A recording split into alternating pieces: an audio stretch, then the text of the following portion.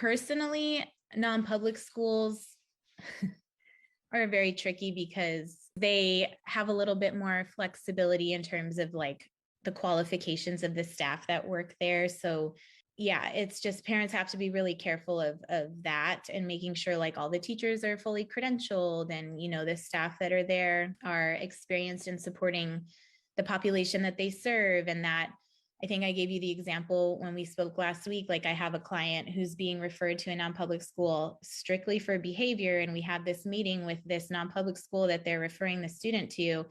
And they have no behaviorists on staff, like no RBT or BCBAs. And when I asked, okay, well, if a student is being referred there for behavior, like what evidence-based strategies do you, because I want to know. I don't believe that letters are super important, but come on, And when the answer is like, we're trained in how to restrain and we're, CPI trained or PROACT trained, whichever one, it's like, well, that's a red flag. So you want to make sure that because then it's like, okay, so you're basically telling me you're going to support this kid because you know how to restrain him. And he's probably just going to get restrained every day and then go home, right? That's not okay. So being mindful of like, who's providing the services, what their level of expertise is in supporting the population, what their background is as far as training, what curriculum they're using. They aren't, necessarily held to the same standards as far as curriculum. Potentially, if it's extreme outward behaviors, there could be a need and it could work and be meaningful. And also the opposite end of the spectrum, like there's like 2 week kids where they're twice exceptional and,